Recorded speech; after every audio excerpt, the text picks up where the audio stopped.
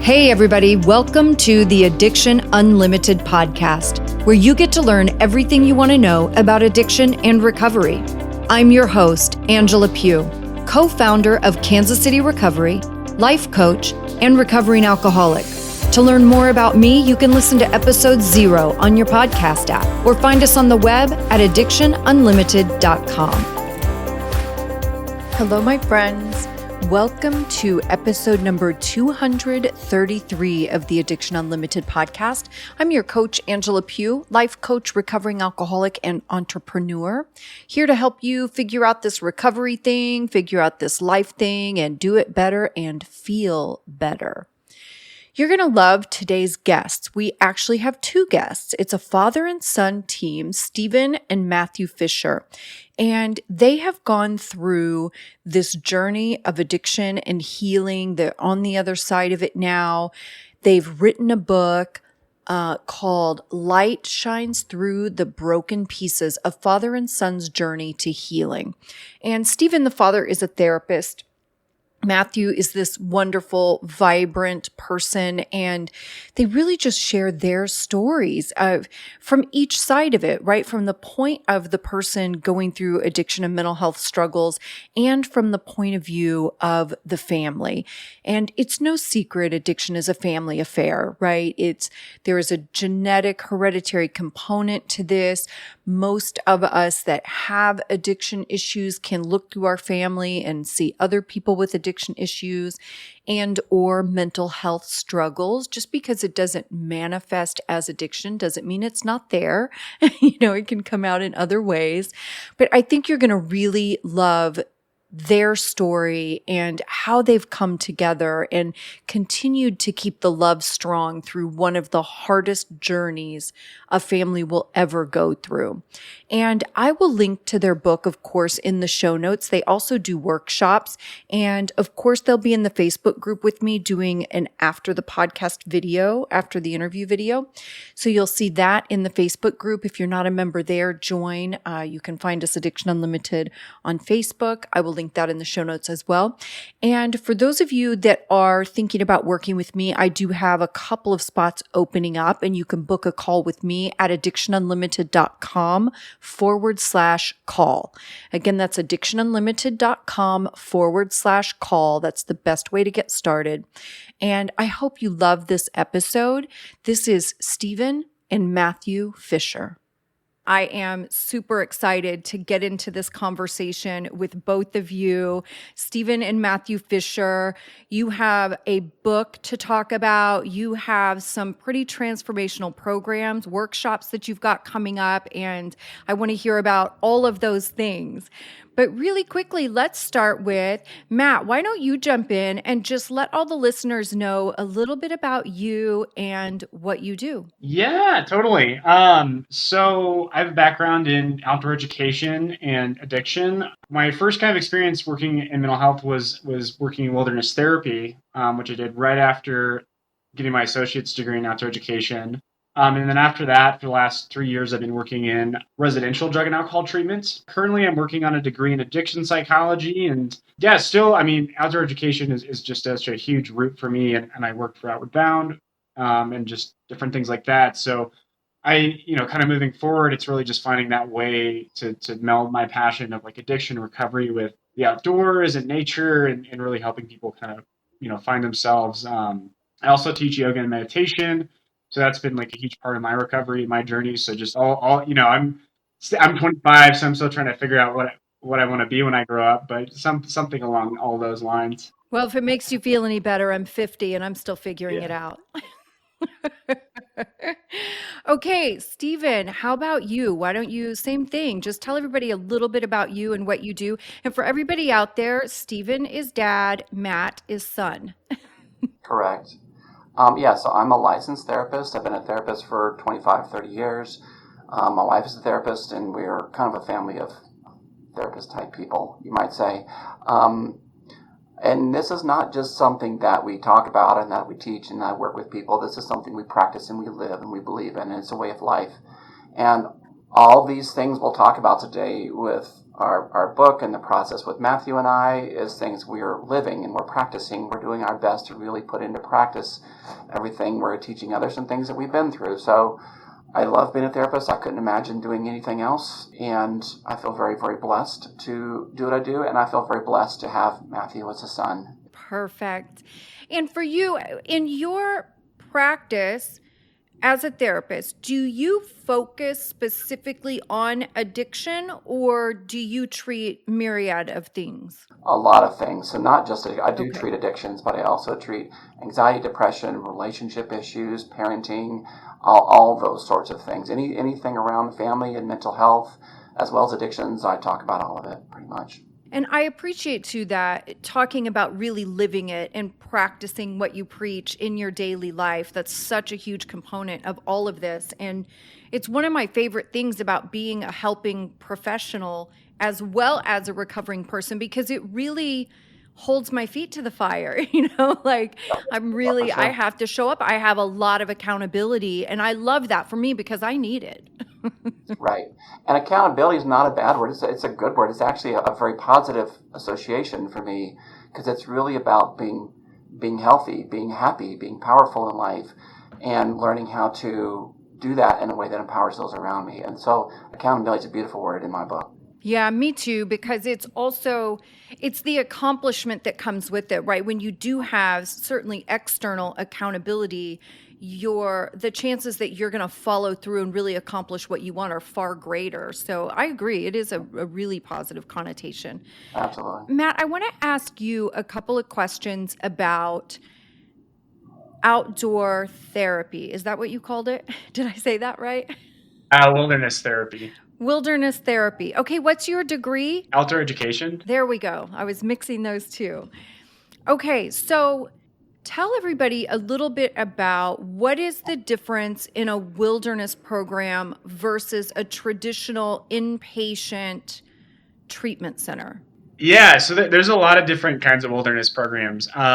The one I was working for, and I've had some friends kind of working in the industry, they tend to be pretty crisis oriented. Like, kids usually don't end up in there unless it's pretty significant. So it's kind of like a crisis stabilization. They're usually out there from 1 to 3 months. And it's like backpacking and kind of how it was working with where I was at. We were out there. I was like a guide, so I wasn't a therapist. So the kids were out there with guides for however long. And then once a week, they would go back and meet with an actual therapist. And then we were kind of trying to add in some of that stuff while we were hiking. But it is kind of a mixed bag. It can be intense to have that many teenagers out there that don't want to be there, and a lot of running away and a lot of self-harm. And but I will say there's a ton of research on just how effective it is to remove someone from their environment and put them in the wilderness or in nature, and really just give them opportunity to look at themselves. So I think there's a lot of companies that do it very well, some that don't. And I feel like voluntary programs are a lot more effective. I didn't necessarily like kind of feeling like, I was forcing anyone to be out there. And I worked for Outward Bound, and they had a really cool at-risk program. I didn't ever work for them, but a lot of kind of different ways people are trying to get kids out there. And I think that's the biggest thing, is just getting being in the wilderness and being in a group just makes someone develop so many skills and a lot of self-confidence, social skills, and really just connect with themselves in nature. So I think any outdoor program, wilderness or not, is really helpful, especially for teens. Yeah, it's interesting. Even as an adult, several years ago, I went to a program where I was kind of off the grid. I'm not going to sit here and tell you it was wilderness, because it definitely wasn't, but it had its luxury elements. But really no cell phone service, right? We were in a super hot, humid climate. It was all health and wellness, taking care of yourself, loving your body. So there was no hair and makeup and dressing up every day. I mean, you were just you. And I remember when we first got there, the first few hours, I felt some anxiety, right? That I didn't have cell phone service. We also didn't have Wi-Fi, like in our rooms. Like, you had to go down to the main area, was the only spot with Wi-Fi. And I am an introvert and an isolator. So of course I want to just lock myself in my hut with my computer and probably work too much, because that's what I do. But For the first few hours, I had some anxiety about not having all of that stuff, not being connected. But I'm telling you, by the next morning, waking up, it was so freeing to just not think about those things and not worry about those things and not worry about checking the email every 5 minutes and just being yourself and connecting with the people around you. And we started every morning with an hour-long beach walk, and the first 30 minutes of it was silent. And it was just an incredible experience, but it was surprising to me how freeing it felt once you kind of let go of being so connected. Do you see that with young people, or is it different for them because they're more connected? I think there's like a lot more initial anxiety, which can sometimes last the entire time. Yeah, and there was a group, because they put us in different groups, and there was a group with kids with video game addiction. But I feel like the level of technology used with kids is reaching very addictive levels, and so yeah, very intense anxiety and FOMO and all this stuff, and lots of I remember. Yeah, one teenage girl crying just for days because she was missing her TikTok followers, and I did find that like I felt like, especially like kind of once they'd been in there for a week or two, like a lot of that was they'd find ways to kind of deal with it, and really just find, like, I remember like kids being like, oh, like I never knew I could entertain myself outdoors, or like have so much fun with other people, or like me and my friends never really talk like this, and it's just so cool. So I think it's mixed. I think it takes like a lot more time for kids, especially nowadays, to like kind of acclimate to losing their phone or technology, but it is really beneficial in the long run, if you can kind of get over that. Well, I would think too, because young people now have had devices and internet and all of that stuff their whole lives. I mean, for me, I lived so far as of now, half my life almost, like before we had computers and internet and all of those things. I mean, we had them on a much smaller degree, like in my early 20s, and we had phones, and, it was the beginning of that. But it's not so challenging, I think, for older people, partially because we have more self-regulation and emotional regulation, but also because, I mean, I lived a lot of my life without all of those things. So I know I can survive without them. And Stephen, I wanted to ask you a little bit about your journey as a parent with Matt, like going through, like, what did this process look like for you in discovering he had issues with substance and getting to a place deciding that there had to be some sort of help, that he needed to get sober? What was that like from your point of view? Right. So I think one of the first moments where I realized that Matthew and I were probably going to write a book about this was when he was 13. And I told him he had to go finish vacuuming, right, because I felt like he did a halfway job. And he punched me in the face. Hard as he could, full on, just bam. And in that moment, I was like, oh, wow. And I felt really shocked. And I didn't consider hitting him back for a second. I was just really, it was shocking. And that's when it started to dawn on me, oh, we got a real problem here. Because by that time, the addiction had started to already take off. And I wasn't really fully aware of the extent of it until that moment. Once that happened, I was like, oh, okay. And it's funny because a couple hours later, he'd say, he hit me in the jaw, and he cut his knuckles on my jaw. And I mean, it was fine. I had a little cut, but it wasn't horrible. And so a couple hours later, we're in the ER, and I have to go take him in to get stitches on his hand. And the doctor asked me what happened. I said, well, he hit me in the face. And so the doctor looks at me, and he sees the cut on my jaw. It's right here. And then he looks at Matthew all up and down really intentionally. And the doctor's a mandated reporter. He's looking for any marks or bruises on Matthew to see if I'd hit him back, because if I did, he would have had to report me. And first of all, it's just like, whew, thank God I didn't hit him back.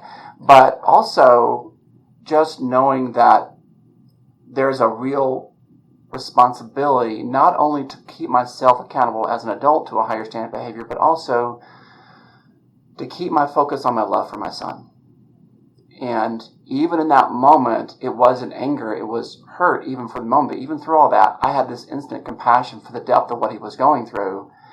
And that moment was realizing it was a lot deeper than I thought it was. And around the same time, we, of course, there's a lot of weed in his room and things like that. And we actually, one time we took him and his weed to the cops, and I turned the weed in, and he had to do classes, and the charges were all erased because he did the classes. But, we were pretty clear that we were trying to nip that in the bud. And of course we were not fully successful on that, but I think we set a message from the very beginning. And those are kind of the beginning stages when I was realizing, oh, okay, this is a lot more serious than I thought it was. And Matthew had always had more of an intense temperament. You notice he's got red hair, and he has the full redhead gene that has all, has the intense emotions that go along with it, but it's also the passion. And what I've seen is that intense emotions of that anger and that hurt and that intense angst turn into a deep passion for life and a drive. It's the same emotion, it's just transformed into something really beautiful.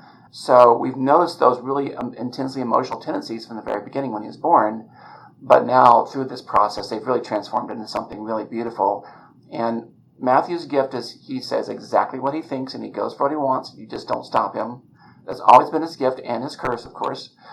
And he's still that way, but that gift is much more transformed into much more positive gift towards life, rather than just screw all this, I'm going to go use. Yeah. Did he have any oppositional defiance, even as a younger child? Were there behavior struggles with his temper and things like that?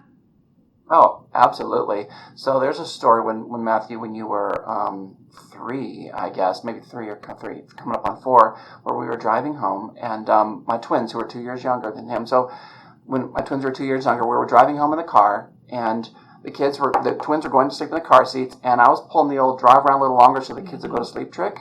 And as soon as I passed the exit to our house, because I was driving a little farther, Matthew said, "Hey, I want to go home now. You're going the wrong way." And he proceeded to a full-on meltdown. I tried all the, threats, tone of voice, whatever, and nothing. He was just completely losing it.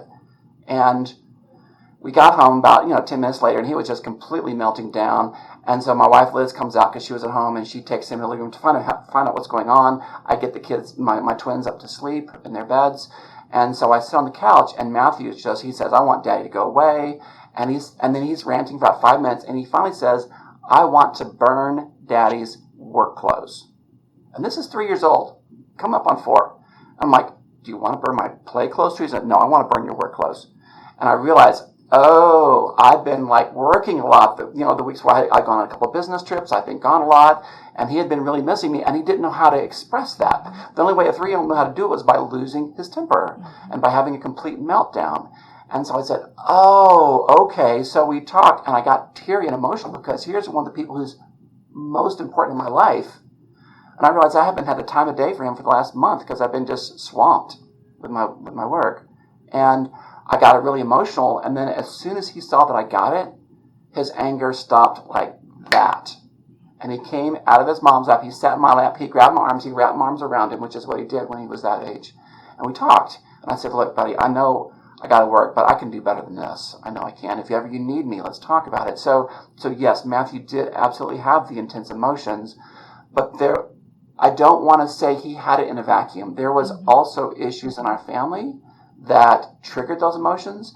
And the more I could look at what my issues were and what our family dynamics were that were impacting him, and we could talk about it, that would actually help us resolve those in a really beautiful way. And I think all that kind of bridges of communication that we built when he was young absolutely helped us through the tough times as a teenager as well.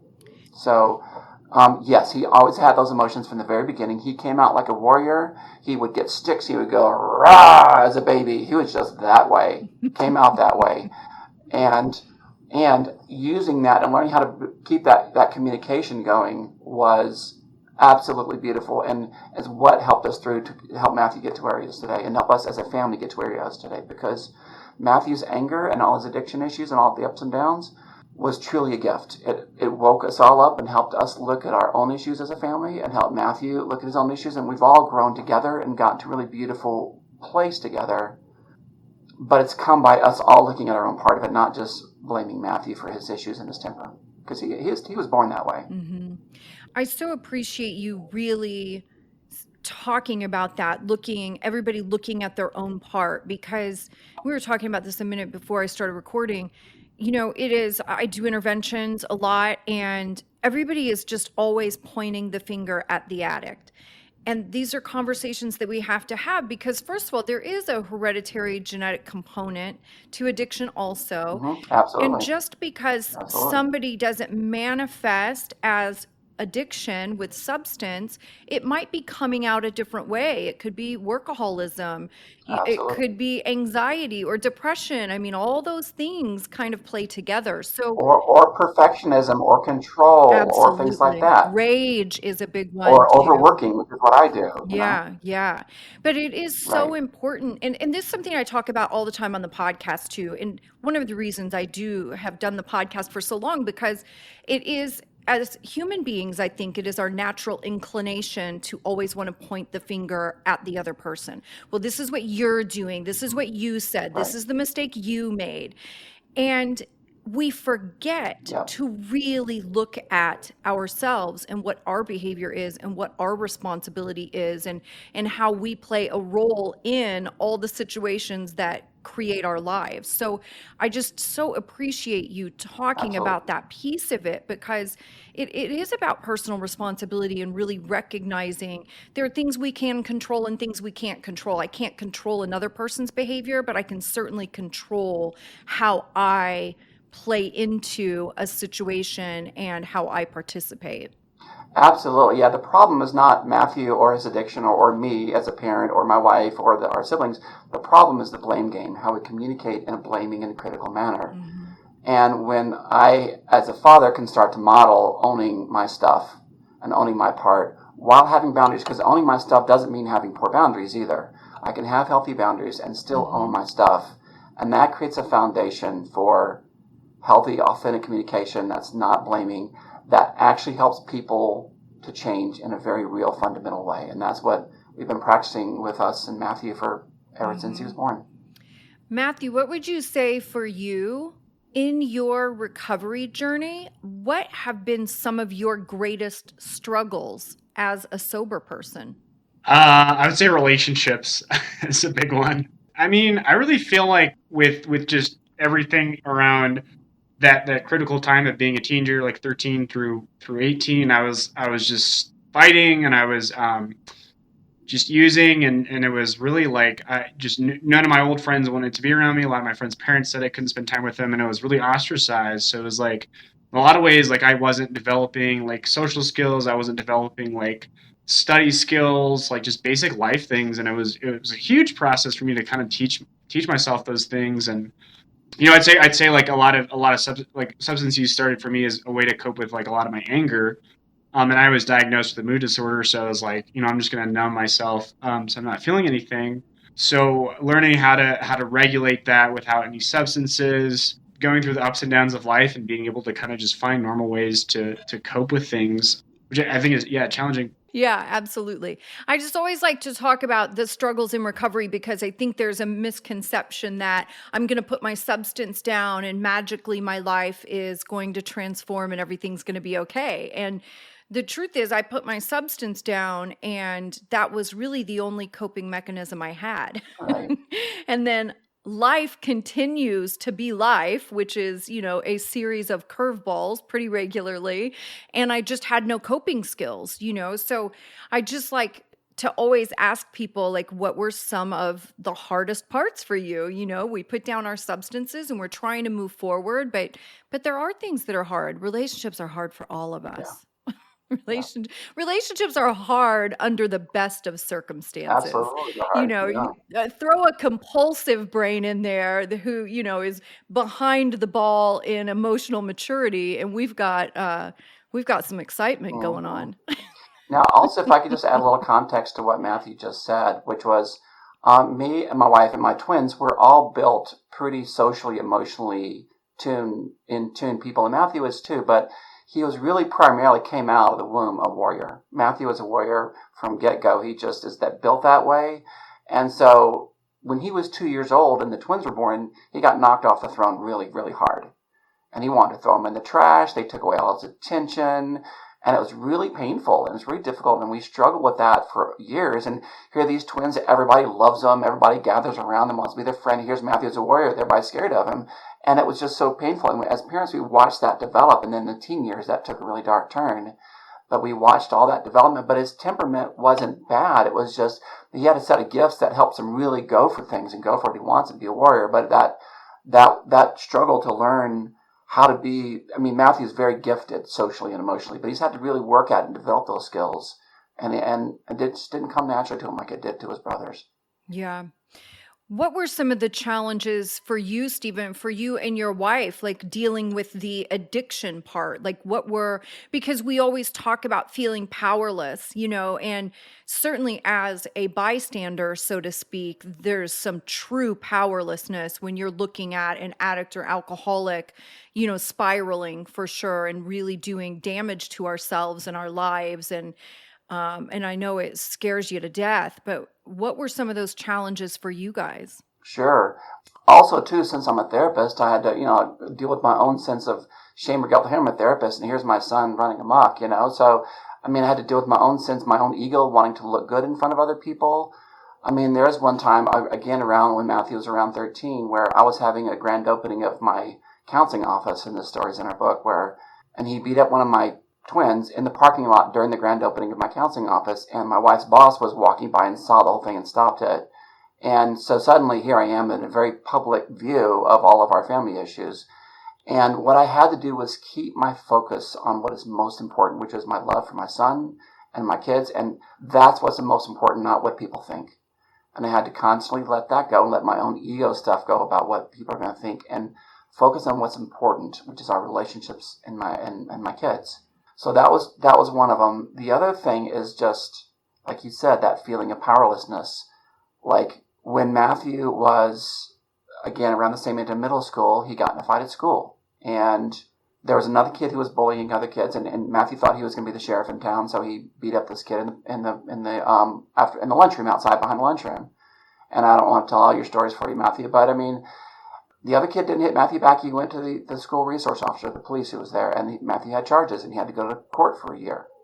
And we felt the injustice of that because we felt like it was two sides, but we had to let all that go. We had to focus on what's our responsibility for our part, and we had to own the fact that this was something. And so my grandmother is an alcoholic, and so there's that history of addiction in our family, and there's certainly histories of anger and mental health issues and in different ways that we have to contend with and look at all that stuff. And so I guess part of the hardest part for me was letting go of looking good, letting go of that sense of I can't control things. I'm supposed to be a therapist. I'm supposed to know what I'm doing, and our family feels out of control at times.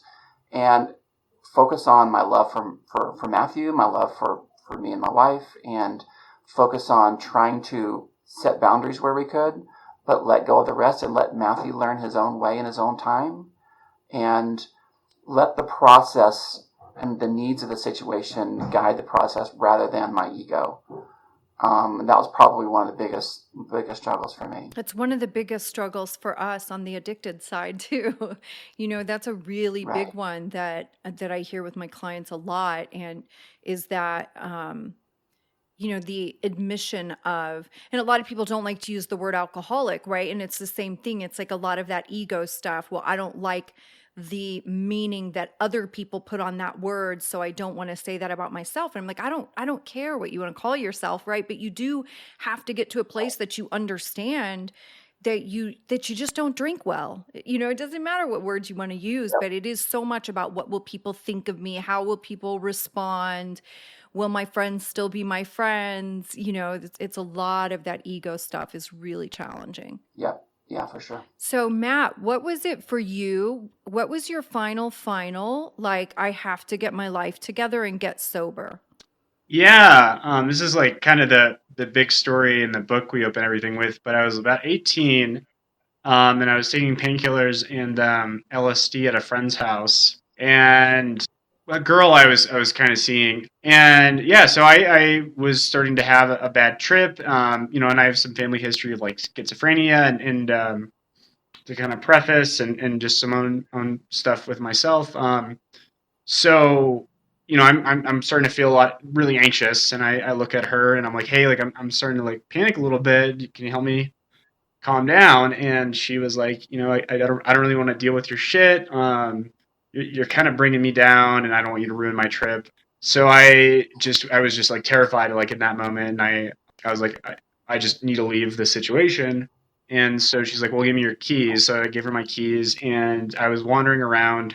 I left. I forgot to put on my shoes, no shirt, or no, I had a short sleeve shirt and like pants, and yeah, I'm just like wandering around. It's like February, and there's some snow on the ground, and it's really cold, and so like I just totally get lost, and then I finally find my car, and my car's unlocked.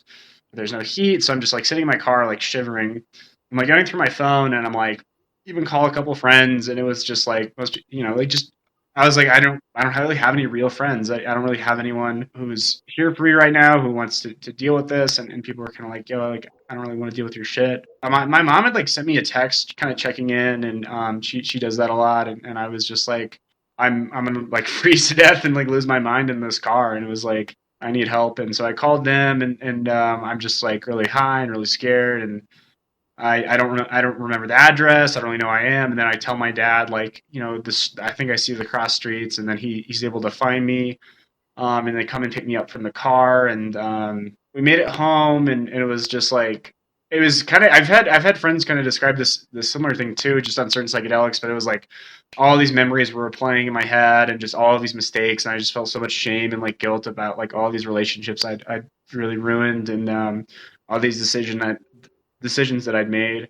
So my whole life is kind of like running through my eyes, and then I'm just like crying in the car with my dad, and I keep saying like, oh, like I lost all the love, where'd it go? And my dad was like, it never left. I really think without them, I don't know what would have happened. Even with them kind of supporting me and taking care of me, I went in and out of psychosis for about a month. So like I couldn't really walk around. I remember like trying to walk my dog, and I just was like, it was like overstimulated, it was like too much, and I had to go back home, and it felt like some sort of triggered psychosis, and thankfully it started to go away, and I was doing a lot of yoga and meditation, and my parents were really just kind of taking care of me, and yeah, it was almost like kind of able to, like, I was going back to this like earlier state of like kind of I just felt like a child, and I like couldn't do anything for myself, and couldn't really work, and they were just kind of taking care of me. So after that, I was like, got really into yoga and meditation. I just, for whatever reason, I was kind of like, I just kind of quit doing everything. And I had a few more encounters with certain substances over the years, but it was like no more painkillers, no more like just kind of the harder stuff I was doing. It was just like, I don't want to feel like shit all the time, and just really started taking care of myself, and learning a lot about the brain, learning a lot about nutrition, and yeah. I love that. When did the idea of writing a book together come up? I was working in treatment, and I was able to lead like some groups. It was like kind of common for a lot of my coworkers and the therapists to like share their own personal stories when it was appropriate, and a lot of the guys I was working with would ask. So I was like, yeah, just kind of sharing my life experiences, and it was just kind of hard for me to define myself up until that point. And I was just like, am I an addict, or like what am I? What does all of this stuff mean? Because it just like had been like this whirlwind of like I'm just going through all these things and just trying to cope, and then finally like I have this place to just reflect and like write, and it was like that was like really this time of like defining who I was, and being able to share my story. And then I was like writing some blog posts, and I started really thinking a lot, and then I shared a couple blog posts that I'd written with my dad, and then he really wanted to add his side. And then just I think over the course of a couple of years we'd written a little bit, and in the last 6 months we got really serious and found a friend to help us publish, and just really got on top of it. So And Stephen, what has this experience been like, putting this book together with your son, seeing how far he's come and how different his life is today? It's been really beautiful, honestly, being able to tell the story. It's been a real healing process for us. And, as Matthew was telling that story about his LSD trip, I was just getting emotional just remembering how that moment in the car where he kept on saying, the love is all gone, the love is all gone, where did it go? And I was telling him, it's right here, it never left. And just in that moment of just holding that space of love for him, even when he felt completely lost and completely couldn't find any of it, And then the next month, when he was in such a dark place, and me and his mom were just really, really scared for him and wondering if he was ever going to come back. And those moments, and then us being able to actually write the stories of those and see where he is today, is really incredibly powerful, incredibly beautiful. And like I said, as Matthew was telling that story, and I was getting emotional, and then suddenly thinking about, because when Matthew was saying he was working at a treatment center, you started working overnights. And so in overnights in a treatment center, you have more time because everybody's asleep. So he was writing all these posts. He'd be writing these posts, these very personal blog posts, and we're friends on Facebook. So me and my wife would be looking at it, and my wife would be like, oh crap, my family's going to read this. Like, oh, okay, now we're telling those stories. And so, we just kind of kept going from there. And we're like, yeah, okay, we're gonna tell the stories. Matthew's leading the way, and we're just gonna follow. We're gonna do it. Okay, let's do it. So, yeah, I think it was working overnights at that treatment center and seeing all those blog posts coming out, then me and Matthew talking, interacting about it, is where all that got kicked off. So what is the name of the book? Tell everybody a little bit about, Stephen, if you want to, the name of the book and your workshops. That was the other thing. Right. So the name of the book is Light Shines Through the Broken Pieces, A Father and Son's Journey to Healing. And the workshop is Healing Parent-Child Relationships. I love the title, which Matthew totally came from him, because even though all of our lives just felt so broken during all that time, the light was always shining through. The love I always felt for him, and I never doubted for a moment what an amazing, beautiful human being Matthew is and was, and never wavered from that knowing and that belief. And neither did his mother, and neither did, well, I guess Matthew did at times, but we never did. And that was the light shining through the broken pieces, and all the amazing wisdom and beautiful characteristics that Matthew has, because while he's always had these intense emotions, he's always had this profound wisdom. I mean, there was a teacher of his in elementary school that would say, we're just waiting for the next pearls of wisdom to come out of Matthew's mouth, because he would say all these really great things in school that his teacher would write down and would tell us what he was saying, because he always was, when we were little and we're sitting there reading story time, we're reading the Disney version of Scrooge, the Night Before Christmas, and he's like, Mom, kids should go to the doctor for free. When, Tiny Tim couldn't go to the doctor because they didn't have any money, he's like, well, why can't he just go to the doctor? He always had this heart for people. He always had this wisdom and this compassion that's now coming to the forefront. And as I see that part of him emerge from the foundation of love that we've tried to create in our family, it's just so moving and so touching to me to see what a beautiful man he is, to see that emerging. That's probably what's most touching and most moving for me. And doing this process with this book and the workshops is just an expression of that love that we have for each other. So there you go. Sure. And are you guys doing workshops only in person? Is there an online component too? So people that aren't in your city or state could still participate? Yes, we're doing virtual as well as in person. Okay, good. And that's something that we're developing now. And by the time this podcast comes out, we'll have all that in place. And so if people are interested, you just go to our website, fishertransformation.com, and it'll all be right there. And I will link all of that in the show notes for you guys listening too, so you can get there right from your podcast app, wherever you listen to podcasts. Of course, it will also be on the website and in the Facebook group. So we'll make sure you have all of that information so you can find Matt and Stephen. You guys, thank you so much for coming on and sharing your story with us. This is a really cool opportunity for us to hear both sides of it too. Yeah, thank you. Thank you so much for having us. Matthew, any pearls of wisdom? At the end of the day, I think everything comes down to love and relationships, and I think every time I've seen someone successfully recover, or whatever, it's just really reconnecting with the people in your life and, learning to love yourself. It's so true, though, and it's the hardest thing for us to do. And it also seems to be the last thing anybody wants to put energy into. We put all that energy into trying to change everything around us instead of really focusing on ourselves, which is what really matters.